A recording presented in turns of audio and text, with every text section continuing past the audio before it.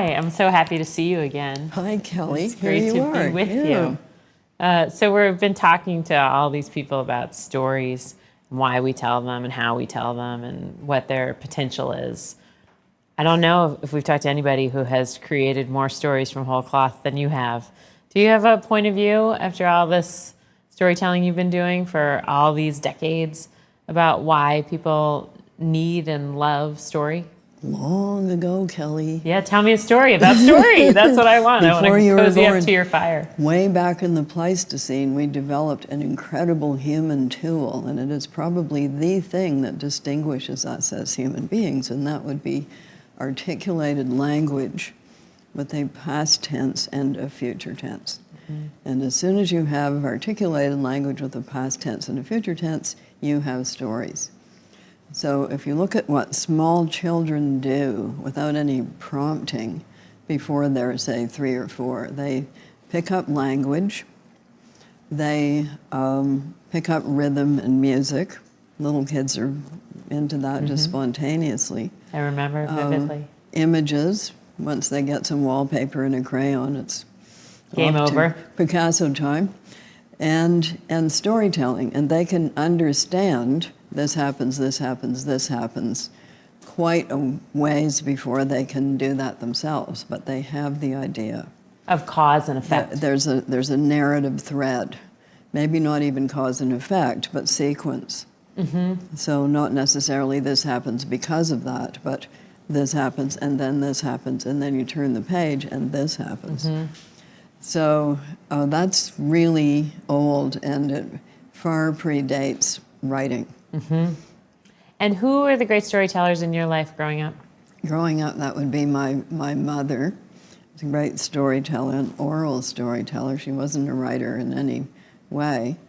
So her, my brother was at that time a great storyteller, and being an older brother, of course, he started writing before I did, was a role model. We did that thing that kids do of making the book first with the pages, and sewing then it up filling the spine, and then you, of course, once you have the little book, you have to fill it in. Yeah. So we had that idea. Because we want the product, right? Yes, well, object. Yes. So we were in the writing phase of human history pretty early, not just the pre-writing oral phase. But we did that too. Yeah. So we did a lot of oral storytelling. And did you consciously admire their ability to tell a story, or did you just kind of take it in? The thing about stories is, if they're well told, they are inherently entertaining to small children, to medium-sized children, to young adults, and to old adults alike. So it's not a story unless it has a shape of some kind. So my vacation in Paris, and here's all the photographs of here's Clyde. You haven't met Clyde, but we met him in Paris, and here he is standing in front of the Eiffel Tower. Right. That is not exactly a story. Yes, maybe we could make an extra note of that for all the people who are still trying to voice that. You can make Clyde into a story, but there has to be something that has happened to Clyde. What was the first story you wrote? Do you remember? My first novel? No, your first, do you remember, the Well, first... we wrote comic books. We were the comic... I'm really old, Kelly. I had heard that about you, but you don't look it. Well, thank you. I will soon. So, yes, it was the late 40s when all of this was going on. So it was radio and it was comic books. Television had not hit at the consumer level yet. So our idea of what we could do was not only writing, print stories to put in these little books, but also writing comic books. So my first ones were probably comic books. And then my first novel at the age of 6 or 7 was about an ant. And a little ant on the ground, or an AUNT? An ant on the ground. Yeah, so there Because are you were a some- nature girl, right? I mean, you Well, were just in the woods. I was in the woods, Yeah. yeah. Raised I was by in the wolves. woods, Yeah. Raised by wolves, raised by entomologists. Right. Therefore, it wasn't out of the question that this story should be about an ant. But the unfortunate thing about ants is that their early lives are uneventful. So you're an egg, you're a larva, you're a pupa. None of these have any legs. And not until after all of that, so not until the last few chapters of the book, was there any action. Tell me you have it. Tell me you have this somewhere, I please. do have this. You do? Yes. You've got to publish it. it. It's an object lesson in how not to begin a story. You have to publish it. It would be the most encouraging piece of fiction. You mean look at Margaret Atwood cack up on her narrative line? Exactly. Precisely. Well, I did that is on lots of exactly what other I'm occasions suggesting. too. I have some later examples. Yeah. But that is one. And then I started a sequel, although I see I never finished it. I think it's interesting about comic books, though. I mean, that's actually not a bad teaching tool for narrative, because something has to happen in each frame. There's dialogue. The limitations might actually lead you to think in terms of dramatic action. Do you agree with me? Well, they do, because Yeah. most of the comics we were reading at that time were pretty action comics. Yeah. So it was the first age. I think some people refer to it as the golden age. It was early Superman, early Batman, early Captain Marvel, and a whole bunch of others. Some early Wonder Woman. I've got to see that movie. Yes, Yeah. I noticed I can't that. believe you haven't seen it. What? I can't believe you haven't seen Wonder Woman. You I've been are busy. Wonder Woman. I know, you have been busy. But they seem to have set it in the First World War, whereas she was really a creature of the Second World War. In fact, she was the most popular action hero of the Second World War. And do you feel like you took anything away from those early obsession with comics? Of course. That leads you, that has found its way into your storytelling? Well, it found its way into my graphic novel series called Angel Catbird, which I didn't, however, draw myself because my drawing is quite lumpy, but I have a wonderful illustrator called Johnny Christmas, his real name, and he can draw the appropriate musculature and wings for a flying cat, bird, human being. Sure. Well, I'm glad you found him. I mean, I don't think you would have gotten off the ground unless you had found As it were. Oh my God. You're so much faster than I am. I'll never be able to keep up. I don't know why I'm trying. What have you gotten much better at In my life? with storytelling? Oh, Like, what did you deeply because I've got a misunderstand? number of other things, Yes. but they're in Well, we're open to that too. We don't need to. plumbing department. Plumbing. I've gotten much better at fixing toilets. Fantastic. I've gotten quite good at caulking. Okay, we're back. We're going back to Okay. story. What have you gotten better at on the The page? key to caulking, Kelly, is to have a good masking tape that is quite wide. Thank you. Yes. Next Tips time on you're doing home repair from Yes. Margaret Atwood. that. Yes. You have written so much. I mean, like 40 books or something crazy like that. You must have learned so many storytelling techniques over the course of that work. Like, what has been hard for you to figure out how to do that you are finally getting your head around? I don't think it works like that. I think you're always faced with the same blank page at no matter what stage you find yourself. That is You're- so it's massively still depressing to me. It's not depressing. Think It's of it as not? an opportunity. Is that It's how the you same think of blank it? page. Yeah, absolutely. You're So it's a incredible. blank page. Anything can go on that page. I mean, I'm only 4 books in, but I feel like each time I'm newly furious that I'm starting at the same space on the board. That I can't quite believe how hard it is each time. It seems like with practice, in all other endeavors, we get better. If you were writing a generic kind of book, that would probably be true. So if you were writing, for instance, a standard romance novel for a company that publishes nothing but romance novels, and they have a formula. Yeah. So what is better for the hero, unmarried, widowed, or married?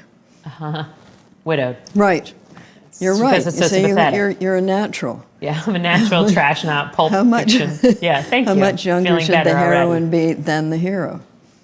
Or should she 7 be? years. Pretty good. Thank you. Yeah, 5 Let's to keep 7. going. is What good. other Yes, quiz yes, questions right. do you have? When should the first? Of course, this is altering because the genre itself is altering. But it used to be that the first kiss should take place no earlier than page 38, a little bit later, 52.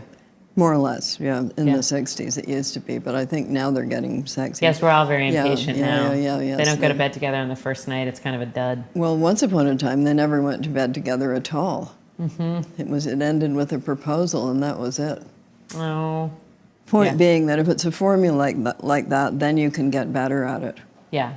But if it's not, then it's the same blank page every time. In which case, one should congratulate oneself that it's just as hard this time because it means that you are not falling That's- into these grooves. That's correct. And therefore, one If that could is- feel if that is optimistic. what you want to do. Yeah. If you don't want to write the same book, only better. Are you daunted every time you start faster. something new? One is always daunted. Yeah. Daunting is part of it. And do you have any ways that you work around that, or you just go straight through the middle of it? Did you ever read any Victorian literature, Kelly? I think so. I must have. Did you ever read any Alfred Lord Tennyson? Yes. a Did long you time ever ago. read any long narrative poems by Alfred Lord Tennyson? Oh, yeah. Alfred Prufrock. No, that's Eliot. I don't Okay, want he has a to. long narrative sequence about King Arthur Uh-huh. and the court of King Arthur called Idylls of the King. And one of these sequences about the quest for the Grail. Uh-huh. And the knight who's doing the quest arrives at the perilous castle. And there's an inscription over the door, and it says, "Doubt not, go forward. If thou doubtst, the beasts will tear thee piecemeal." So that's a good thing to repeat when you feel daunted. You have to go through the door and not hesitate, Not allow the because beast. otherwise the beasts will tear you piecemeal. And those would be the beasts of your own doubts and fears. What do you think you're really good at now as a storyteller? Caulking. Talking. Well, I'm Canadian. You're not allowed to say that you're really good Okay. at anything. What What are parts you of not bad storytelling at? do you like? What are you not too bad at? What are you not too bad What do you at? not really suck at? That's that good. would be the Canadian Margaret way. Atwood, what do you not really suck at? Is that easier for you to answer? Yeah, that's easier for me to answer. Okay. Okay, so what I don't really suck at anymore, because I learned from writing that story about the ant, Uh-huh. I don't really suck at the first 3 pages.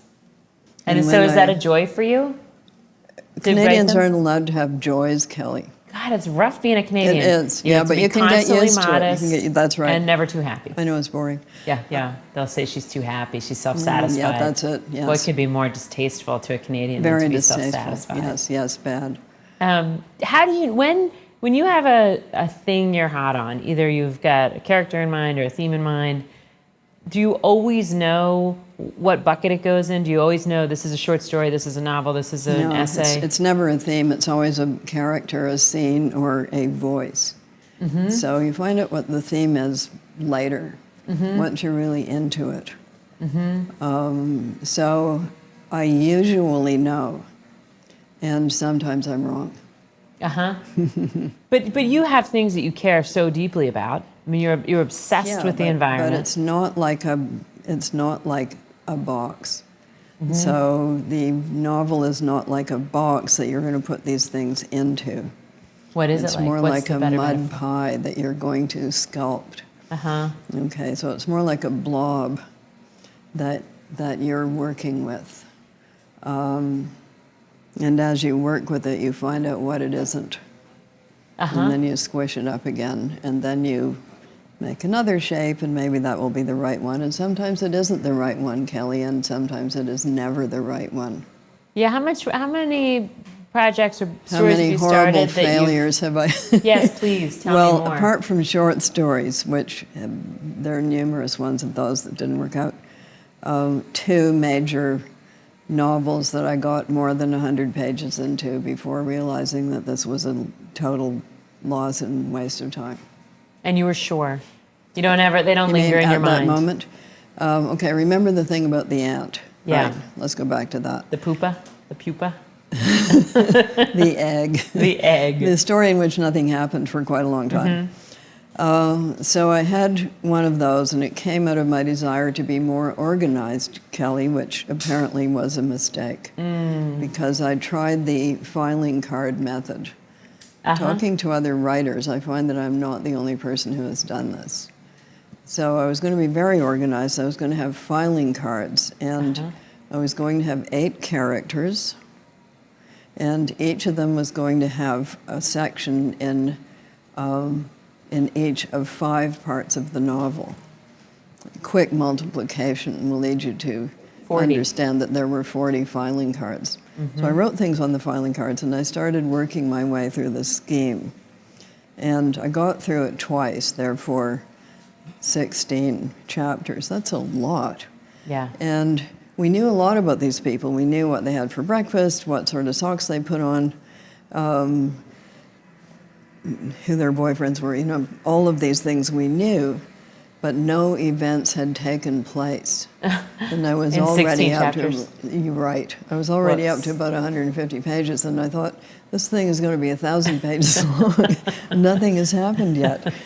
Why? Why couldn't something happen? I was too obsessed with being organized. Oh, how terrible. Yeah. Did somebody put it in your head that index cards were the way to go? No, it was a self-inflicted wound. Oh, well, that's all right. It came from feeling that I was just not pulled together enough, and that I should not do all of this plunging into the blob of mud without knowing where it was going. But apparently that is the way I work, and there's no hope for it.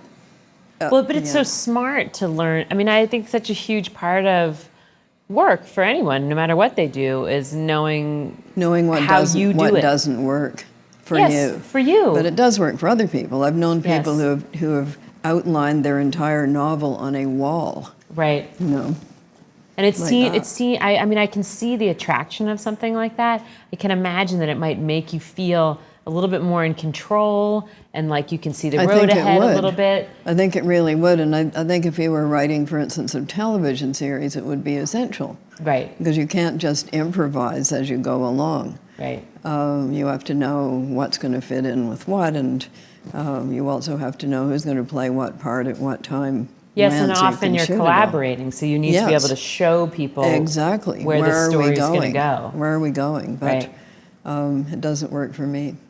What do you suck at? What still can't you do the way you want to do it? Punctuation, Kelly. Well, I don't think I suck at punctuation, but my copy editor frequently thinks I suck at punctuation. Well, that is the perfect thing to suck at if you want to be a writer, because many people can fix it. Spelling and punctuation. That can all be fixed. True. I mean, I get so angry as a mother of young girls who are handing in these papers that how much emphasis is on spelling and punctuation. I think, really? Is this what we're worried about? It's so much harder how old are to these teach kids? ideas. 14 and 16. Well, there are programs on the computer that will tell you things. No kidding. Yeah, no, sometimes those things are wrong, but nonetheless, that's not hard to fix. Yeah. And when I announced at the age of 16 that I was going to be a writer, I don't know what put it into my head to come out with that, but I evidently had no inhibitions about it. My mother said, after biting her tongue, she said, if you're going to be a writer, you better learn to spell. Oh. And I said, others will do that for me. Yes. And you know what? That's True. right. Yeah, but my mom said, when she read my first book, which, I mean, I write memoir, so she's in it, and you would think that the emotional engagement would be sort of a given, considering that it's her life I'm writing about, or our life together. And she said, well, it's very good, Kelly. I mean, I didn't see any misspellings, and I thought your grammar was excellent.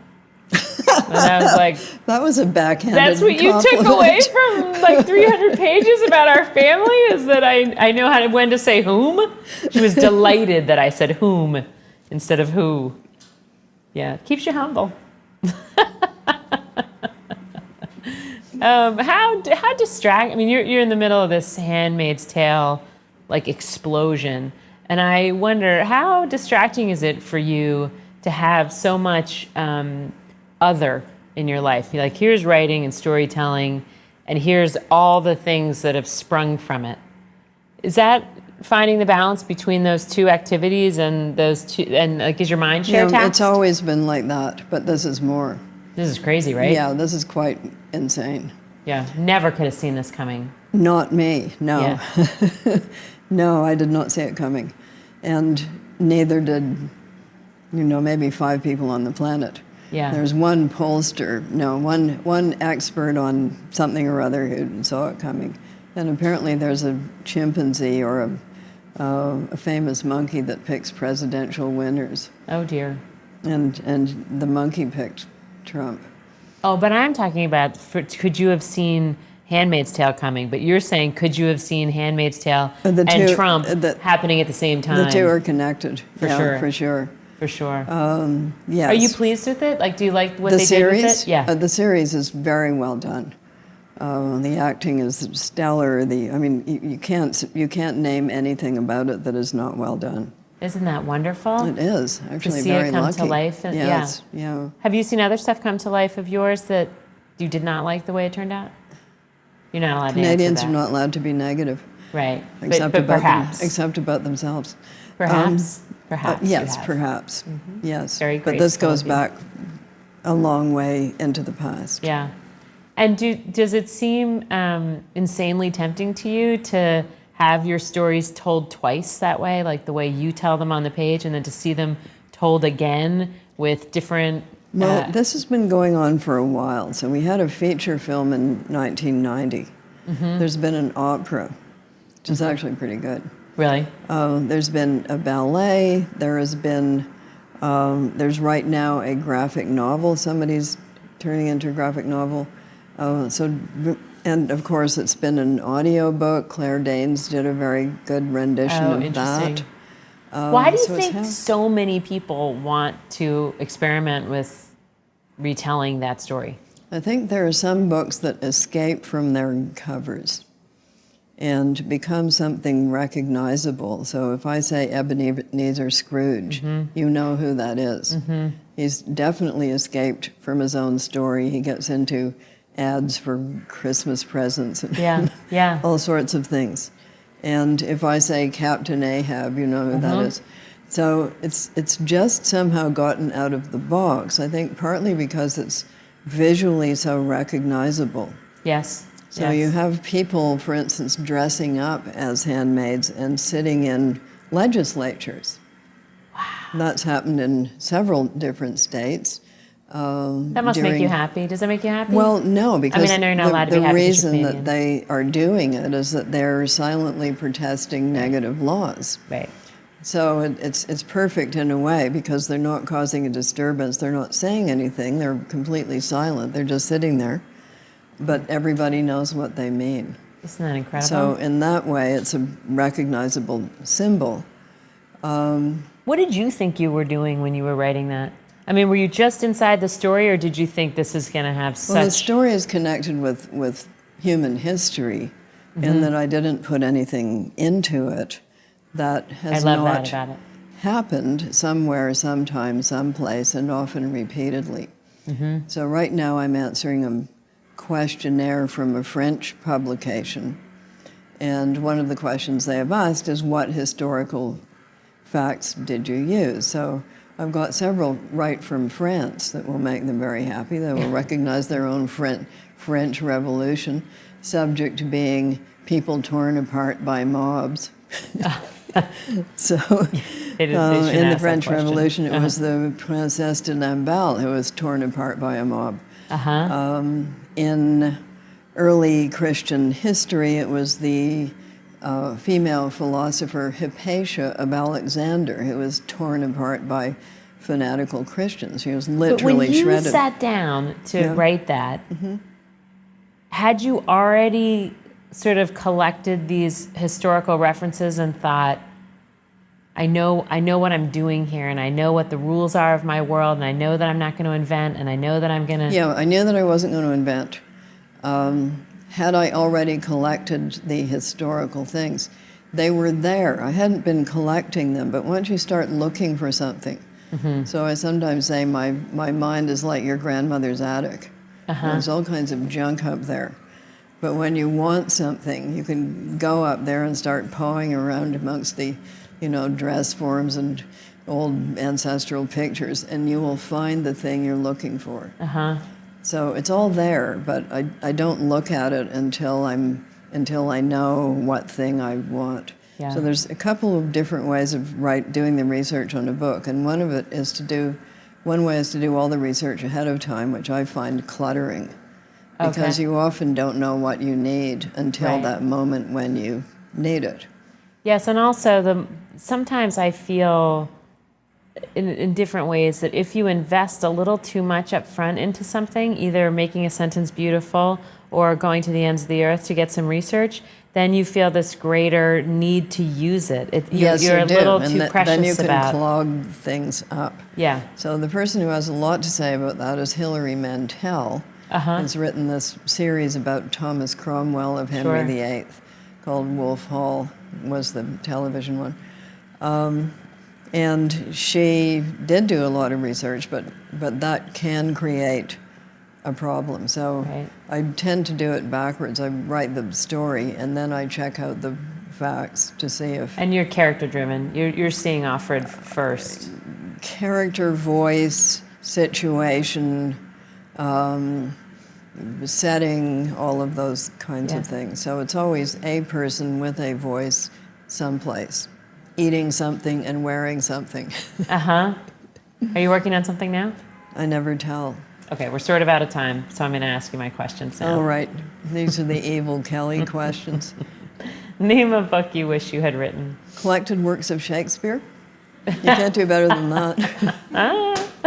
What was the last story that made you cry? Okay, book or a story? Either. Okay, so I cry in movies. So do I. More than I cry in stories.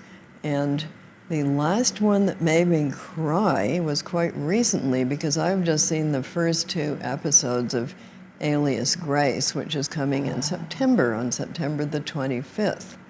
And one of these scenes in Alias Grace made me cry, and when you see it, you will know why.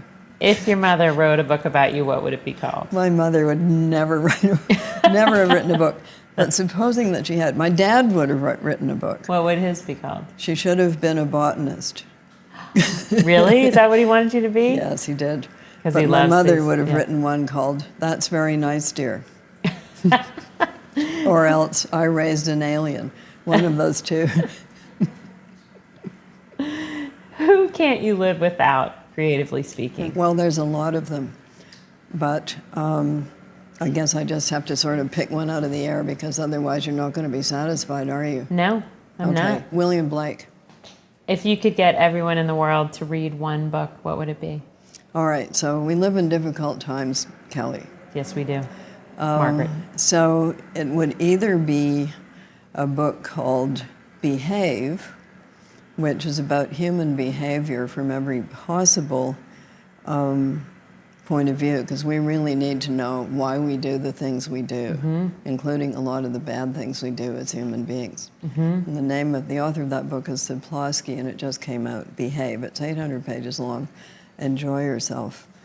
Or it would be a book about the most crucial problem facing us today, and that would be the fate of the oceans, because if the oceans stop producing oxygen, we will choke to death, but we'll become very stupid first. So I think I would recommend a book called Plastic Ocean. There's a lot of them, things I'm sure. having to do with oceans. So You're going to go with those would be Plastic Ocean. human behavior and fate of the oceans. Okay. Both very crucial for us to know about. That's for everybody in the world. Before that can happen, we're going to have to do a lot of literacy programs, Kelly, because some people cannot read. Oh, I love you so much. I love talking to you. I think you are Because you think I'm really weirdly pedantic, right? I love it all. I love the whole thing, and I just feel so lucky to know you, and think you're a treasure. And I'm going to say it to your face. You're a treasure. Oh, shucks.